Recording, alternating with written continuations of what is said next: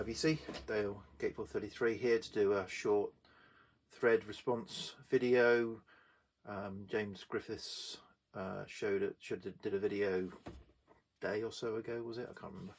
Very recently, about Twofers, and he showed some interesting Twofers, and then Pete down to the West Coast did a response and showed some more.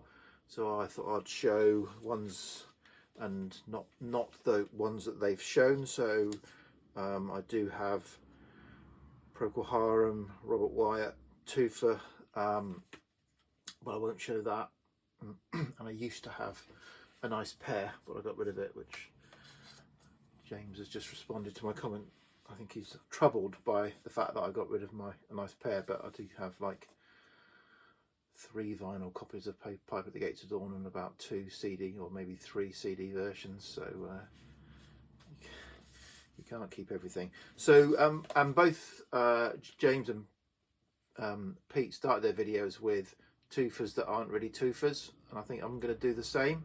So I'm not sure this is a twofer, it might just be a bonus. So this is Carl and the Passions So Tough, which is a Beach Boys sort of variant, and this one is a double that came with Pet Sounds as a bonus disc, so not strictly a twofer. And this is quite sought after because apparently, you know, this has got the best sounding mono press version from the original stampers of Pet Sounds, and that's kind of what drew me to it. I knew that, and I saw this at a fair for cheap. So I bought it, and I've listened to Pet Sounds, and I confess I've not listened to Carl and the Passions. I don't know if it's any good, but I've not listened to it. So I don't know. And you know, to me, Beach Boys, I don't think any of the Beach Boys albums were ever really recorded well. And so I know you get all of these audiophile reissues of them now, but if you're starting from a dodgy sort of, it's a bit like Kinks. I'm not sure the Kinks or Beach Boys, unfortunately, were ever recorded really well, such that you're ever going to get a great master from the master tapes. But I don't know anything about that. I'm not a technician, so I might be talking a load of old tosh. But yeah, so that's my first one. I'm out of practice doing videos. I've not been in the mood for doing videos for obviously obvious reasons for the last few weeks, and I thought I'd try and get back into it. So you may see me dressed the same in a few videos coming quite quickly, because I'm kind of dodging the showers here. So I thought I'm in the mood today, I'll make a few videos. So this one Pete showed, but he showed a completely different version cover, so I thought I'd show this one. So this is Soft Machine's first 2 albums in an ABC twofer.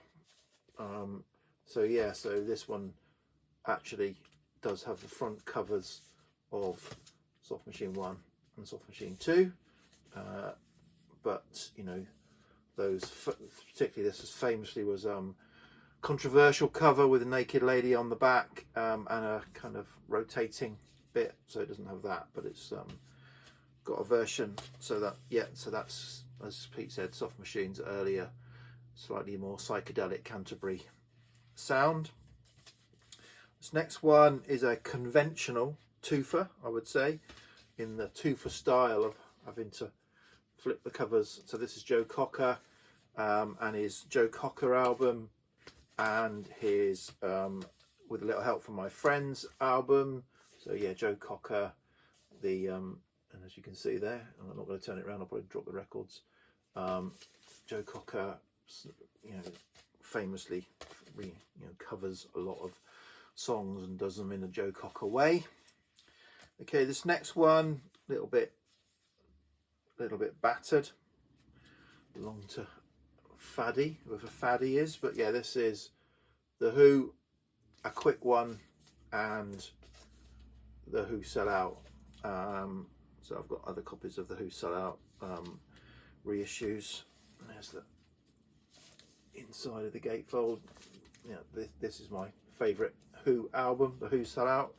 I must pick up the deluxe at some point, but I'm spending too much money, so you need to. And then the last one is an interesting one. I bought this, you know, quite early on, getting back into vinyl. So yeah, it's one of my favourite Twofers, and this is Pretty Things. It's a twofer for SF Sorrow and Parachute. And this is a Hypnosis sleeve, mid-70s Hypnosis. So unfortunately, sort of the downside, I mean, so it's an interesting Hypnosis sleeve, but the only reference to the artwork is that these silhouettes are carrying black and white images of the SF Sorrow and Parachute albums. It's on the both albums are on the Harvest label. Again, this is supposed to be from early stampers, particularly SF Sorrow, so it's quite sought after now. But yeah, it was a Harvest Heritage budget album when I picked it up. But yeah, interesting to have. So yeah, that's just a few. So I'll probably upload this and I'll come back and do another thread or finds or something else video in a bit. Cheers, EC, bye.